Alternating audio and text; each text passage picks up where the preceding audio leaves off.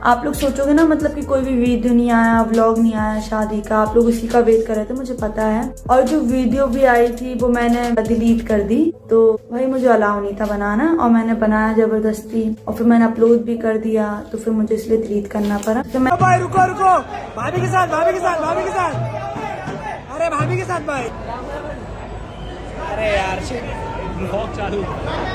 I just know one thing, that this guy is not as good as he tried to show himself. I know he did so many things for his family, but fame इसके sir पे चढ़ गया है. He is just scared to lose his fandom to his other family member. This is so sad. How can a huge YouTuber like him be this insecure? Wife come assistant ज़्यादा लग रही है. यहाँ भी व्लॉग बना रहा है सौरभ का पर्सनल कैमरामैन अवंतिका.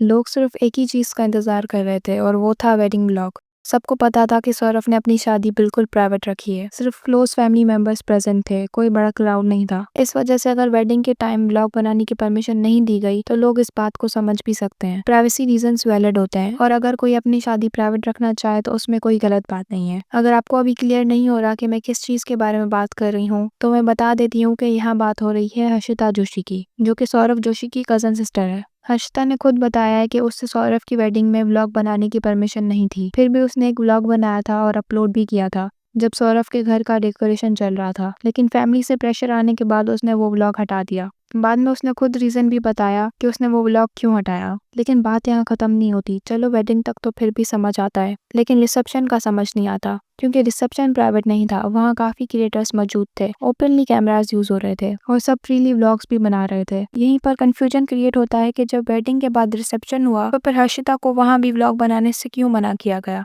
हर्षिता ने खुद ये बात क्लियर की कि सिर्फ वेडिंग ही नहीं बल्कि रिसेप्शन पर भी उसे रिकॉर्डिंग की परमिशन नहीं दी गई. सिक्योरिटी गार्ड्स ने सीधा कह दिया कि व्लॉग बनाना अलाउड नहीं है. ये बात लोगों को इसलिए और ज्यादा अजीब लगी क्योंकि उसी रिसेप्शन के मल्टीपल व्लॉग्स ऑलरेडी यूट्यूब पर अवेलेबल हैं. पारस टकराल, साहिल के फ्रेंड्स और भी बाकी क्रिएटर्स ने बिना किसी इशू के प्रॉपर रिसेप्शन व्लॉग्स अपलोड किया है. उनको ना किसी ने रोका, ना कैमरा बंद करवाया. यहीं से कंपैरिजन नेचुरली स्टार्ट होता है. जब बाकी यूट्यूबर्स को फुल फ्रीडम दी जा रही थी तो फिर अपनी ही बहन को क्यों रोका जा रहा था. अगर रीजन सिर्फ प्राइवेसी होता तो फिर रूल सबके लिए सेम होने चाहिए थे, लेकिन यहाँ रूल सिर्फ हर्षिता के लिए डिफरेंट नजर आए. हर्षिता कोई रैंडम गेस्ट नहीं थी, वो सौरभ की कजन सिस्टर है. उसका खुद का ब्लॉग चैनल है और ऑडियंस ऑलरेडी एक्सपेक्ट कर रही थी कि वो वेडिंग या रिसेप्शन के मोमेंट्स शेयर करेगी. उसने पहले एक ब्लॉग अपलोड भी किया था, लेकिन बाद में फैमिली प्रेशर की वजह से उसको डिलीट करना पड़ा. इसके बाद वेडिंग या रिसेप्शन का कोई भी प्रॉपर व्लॉग उसके चैनल पर नहीं आया. रिसेप्शन के लिए हर्षिता ने खुद गिफ्ट प्रिपेयर किया था और प्लान किया था कि वो एक प्रॉपर व्लॉग बनाएगी, लेकिन वेन्यू पर जाकर उसे बिल्कुल भी शूट करने नहीं दिया गया. मुश्किल से सिर्फ 3-4 सेकंड का क्लिप रिकॉर्ड हुआ जिसमें बैकग्राउंड से आवाज आ रही थी, बंद करो, डन डन, बस हो गया.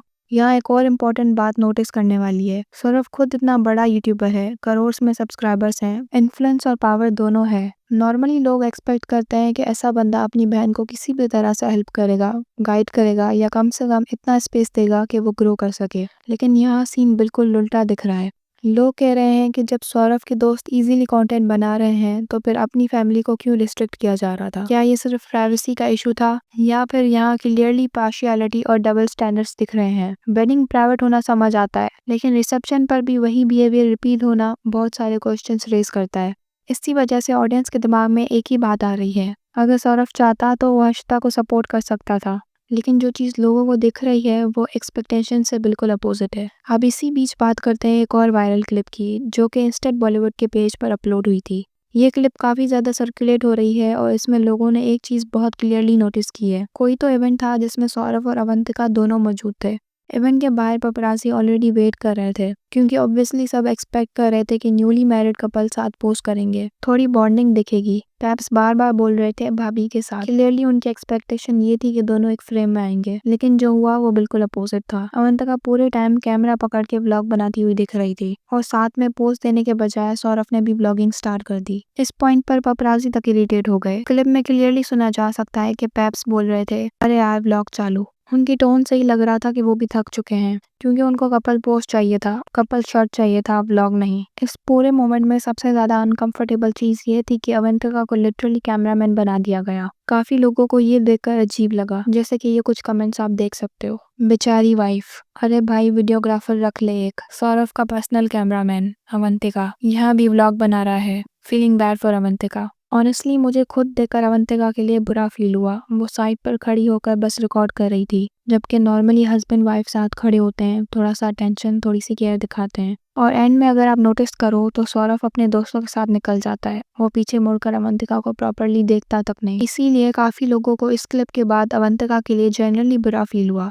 क्योंकि एक न्यूली मैरिड वुमेन से ये एक्सपेक्ट किया जाता है कि उसका पार्टनर उसको प्रायोरिटी दे, स्पेशली पब्लिक इवेंट्स पर। लेकिन यहाँ प्रायोरिटी सिर्फ व्लॉगिंग और कंटेंट को दी जा रही थी, और इसी वजह से अब लोग एक ही सवाल रेज कर रहे हैं, क्या यहाँ भी वही पैटर्न रिपीट हो रहा है? क्या अवंतिका को बस कंटेंट के लिए यूज किया जा रहा है? अब आप लोग बताओ, आपका इस पूरे मैटर पर क्या ओपिनियन है? सो या that was it for this video. और अगर वीडियो पसंद आई तो चैनल को सब्सक्राइब करना, वीडियो को लाइक कर देना। मिलते हैं नेक्स्ट वीडियो में।